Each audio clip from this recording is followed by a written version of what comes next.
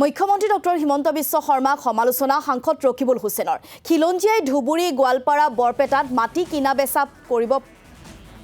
পাৰিব বুলি কৰা মন্তব্যত প্ৰতিক্ৰিয়া সাংসদগৰাকীৰ পৰ্বতজোৰাত এক সংবাদমেল যোগে মুখ্যমন্ত্ৰীগৰাকীৰ ক্ষিৰোধাৰ সমালোচনা ৰকিবুল হুছেইনৰ অসমৰ আটাইতকৈ ডাঙৰ অসমীয়া হ'ল আদানী কিনা বেচা নতুন আইনত সংখ্যালঘু ৰাইজক বঞ্চিত কৰিলে উচ্চতম ন্যায়ালয়ৰ দ্বাৰস্থ হ'বলৈ সাজু বুলিও হুংকাৰ ৰকিবুল হুছেইনৰ শেহতীয়াকৈ গোৱালপাৰা জিলাত আদানীক দিয়াৰ যোজা চলাইছে চৰকাৰে গোৱালপাৰা জিলাৰ আয়ুক্তক অভিযোগ দিয়াৰ পিছতো জিলা প্ৰশাসনে প্ৰস্তাৱ লুকুৱাই ৰখাৰ অভিযোগ কেৱল আদানীক মাটি দিবলৈ চৰকাৰে নীতি নিয়ম উলংঘা কৰাৰ অভিযোগ সংবাদমেলত আদানীক মাটি প্ৰদান নকৰিলে মুখ্যমন্ত্ৰীত্ব যাব বুলিও কটাক্ষ সাংসদগৰাকীৰ লগতে মৌলানা বদৰুদ্দিন আজমলে উজনিৰ বানপীড়িতক 20 লাখ টিনপাত মেখেলা চাদৰ লেট্ৰিন আদি বনাই দিব বুলি কোৱা মন্তব্যক ধন্যবাদ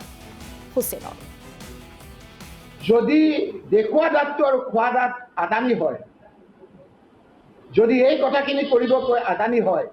তেতিয়া মই হজুৰে কৈছো যে আজি মুখ্যমন্ত্ৰীৰ চকুত সকলোতকৈ ডাঙৰ খিলঞ্জীয়া হ'ল অসমৰ আদানী আৰু যদি এই ক্ষেত্ৰত তেওঁ যদি বেআইনীভাৱে কাম কৰে তেতিয়াহ'লে যিখিনি বেআইনীভাৱে কৰিব আইনী সুৰক্ষা দিবৰ কাৰণে যিখিনি অসম চুক্তি ভিত্তিত আমি এই সমস্যা সমাধান হোৱাৰ ক্ষেত্ৰত লোক আছে সেই সকলোৰে ক্ষেত্ৰত বিধিগতভাৱে সকলোৰে আমি হজুৰে তেখেতসকলক সহায় কৰাৰ কাৰণে লাগিলে সুপ্ৰিম কোৰ্টৰ দুৱাৰো যদি আমি খটখটাব লাগে সুপ্ৰিম কোৰ্টলৈকে যাম এই সময়খিনিত আদানী সকলোতকৈ তেওঁ খিলঞ্জীয়া কৰিবলৈ খুজিছে এই কথাখিনি অসমৰ ৰাইজে নিশ্চয় বুজিব কেৱল আদানী খিলঞ্জীয়া বাকী কোনো কথা বতৰা নাই মই তেখেতৰ জালত ভৰিখন দিবলৈ খোজা নাই তেওঁ কাক মিন কৰিছে কওক আইনী প্ৰক্ৰিয়াত নহ'লে আমি সোমাই যাম আইনী প্ৰক্ৰিয়াৰ যোগেদি এই মানুহখিনিক সুৰক্ষা দিয়াটো আমাৰ অসমৰ সকলোৰে ৰাইজৰ এটা কৰ্তব্য হাইকোৰ্টে তেওঁলোকৰ নামত অবজেকশ্যন কৰাৰ পাছতো ডিচিৰ নামত সেই ধৰণৰ ডিচিক এমাহৰ আগতে লৈ গৈ আকৌ দুদিনমানৰ পিছতে আকৌ লৈ আনি এনেধৰণৰ কামবিলাকত লিপ্ত কৰাৰ কাৰণে কৰাৰ বহু উদাহৰণ মোৰ হাতত আছে গতিকে মুখ্যমন্ত্ৰী ডাঙৰীয়াই এতিয়া আদানীক মাটি দিবৰ কাৰণে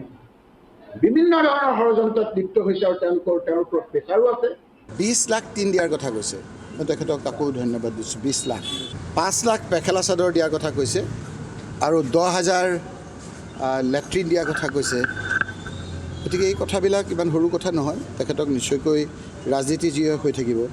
5 লাখ মেখেলা চাদৰ 5 লাখ ইউনিফৰ্ম দিয়াৰ কথাও কৈছে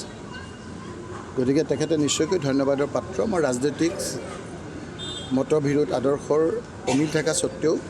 তেওঁক মই ধন্যবাদ জনাইছোঁ